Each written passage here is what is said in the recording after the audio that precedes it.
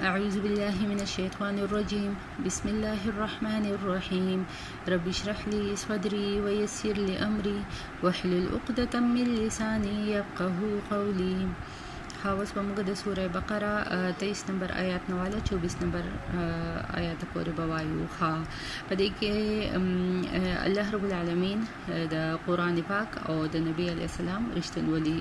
بیان کړي ده کنه. د کافرانو به وی چې لکه د قرآن پاک د الله رب العالمین نه دی نازل کړي او د نبی علیه السلام مطلب نبی علیه السلام به یادو چې د په خپل باندې جوړ کړي دی کنه. نو دلته وکړه ورته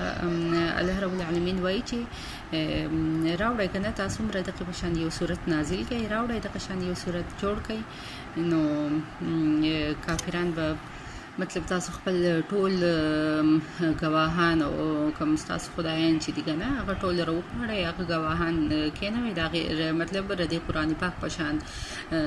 فصاحت او بلاغت کې په کمال کې پرشتنولۍ کې بالکل د دې په شان کې یو صورت راوړی کنه. هم دا خو د الله رب العالمین پیشنګویي ده چې تر د قیامت ورځ پورې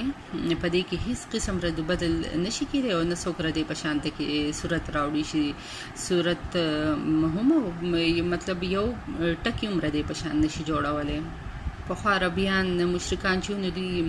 په عربی کې فصاحت بلاغت کې څونه مخکې په شاعرۍ کې کنه غټ غټ شاعرانو پکې نو چې هغوی دغه شانتې کې صورتونه جوړ نه کړل نو وسنی خلک به یې څه جوړ کړي. و ان کنتم او کچریه تاسو فی ریب په شک کې مما د هغه سنا نزلنا چې نازل کړي دي مونږه. مما مطلب د هغه څه مطلب قرآن پاک کنه. نزلنا چې نازل کړي دی مونږه علی عبدنا په خپل بنده باندې مطلب نبی علیه السلام. فاتو پس راوړی بصورتن یو صورت من مثله په شان ردی ودعو او روغواړی شهداءکم خپل گواهان من دون الله د الله نه سوا ان کنتم کچریه تاسو صادقین رښتونه. فإن لم تفعلوا او هیچره فإن لم تفعلوا او کچری تاسو دا کار ونکو ولن تفعلوا او هیڅ چری بنشي کولی دا کار. کم یو کا مطلب ردی قرآن پاک په شانت کې یو صورت کنه هیڅ چری بز تاسو مطلب نشي جوړولې د قشان دی. فتقو پس ویریږي النار د هغه النار مطلب ورنا التي د هغه فتقوا النار التي پس ویریږي د هغه ورنا وقودها چې خشاک پي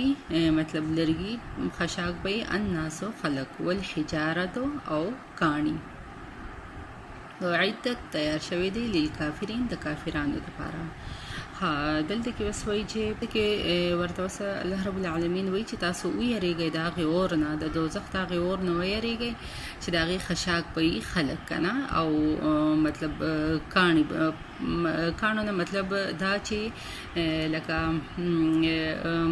الله رب العالمین په د قیامت پر ورځ کنه په دوزخ کې به د هغې دپاره مطلب داسې کاڼي تیار کړي دي تور تور کاڼي به یې که نه هغه به د جهنم ته به یې وراچوي او د هغې سره به دا اور ښه زیاتېږي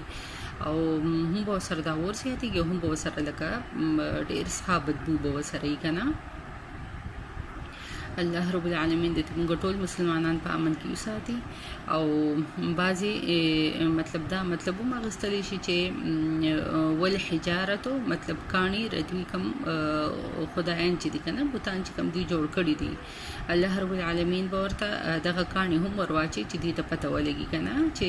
لکه دا خدایان به زموږ دپاره څه کوي که نه دا به ورته هم ورواچوي او دې سره به ردي دا ور ښه زیات کړي. عدت للکافرین او دا جوړ شوی دی د کافرانو دپاره. لکه دلته وس الله رب العالمین دا ویلي دی چې دا تیار شوی دی صرف د کافرانو دپاره. لکه مسلمانانو ته دا دغه دی چې چېرې تاسو ردې کافرانو په شانته کې دغه ونه کوئ شرک ونه کوئ چېرې تاسو دې ته لاړ نه شئ که نه دا خو مطلب د کافرانو دپاره جوړ شوی دی. او بل دا چې الله رب العالمین وایي چې دا دوزخ چې دی دا صرف د کافرانو دپاره تیار شوی دی او همیشه د پاره به کافران پدې کیږي نه او کوم مسلمانان دغه چې دین او هغه به مطلب یو وخت پورې هغه ته سګونونه شوي د هغه خپل دغه سزا به ته ملاوي شي او بیا به لکه مؤمنان خو خیر جنت کې وي او کوم مسلمانان بندگان چې سغلطیان شوي دي کنه الله رب العالمین ولو بس خپل دغه مطابق په ول سزا ورکي او بیا به د دوزخ نو باسره دي جهنم نه به لري کی کنه